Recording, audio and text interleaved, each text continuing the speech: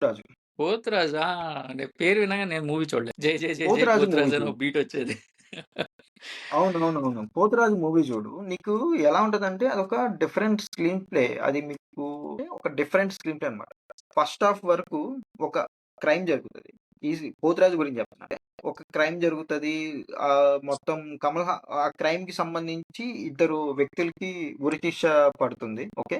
And ఆ ఉరి శిక్ష పడిన ఖైదీలని ఇంటర్వ్యూ చేయడానికి ఒకామె వెళ్తది రిపోర్టర్.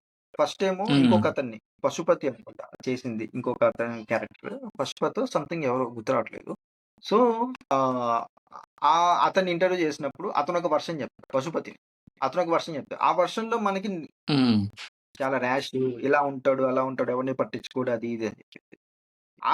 అప్పటి వరకు మనం అదొక ఇంటెన్షన్‌లో ఉంటాము. తర్వాత మళ్ళీ same Kamal same reporter Kamal హాసన్‌తో ఇంటర్వ్యూ ఆ! ఓకే. జరిగిన ఒక సంఘటన, ఇద్దరు వ్యక్తులు, ఇద్దరు పర్స్‌పెక్టివ్‌లో చూస్తారు. సో, సో, అవును. అది ఒక డిఫరెంట్ స్క్రీన్ ప్లే. చూడడానికి మాస్ మూవీలా ఉంటది. మీసాలు పెట్టేసుకొని హ్మ్. జల్లికట్టు ఆడతారు. అన్నీ చేస్తూ ఉంటారు. అదొక మాస్ మూవీ అనుకోని ఎళ్ళా సినిమా చిన్నప్పుడు నేను. అక్కడికెళ్ళి సినిమా హ్మ్. చూస్తే సినిమా అంత వెరైటీగా ఇలా ఉంది. తెలుగులో అంత పెద్ద హిట్ అయినట్టు నాకు అనిపియలేదు. ఎక్కువ మంది చూడలేదది. అవును.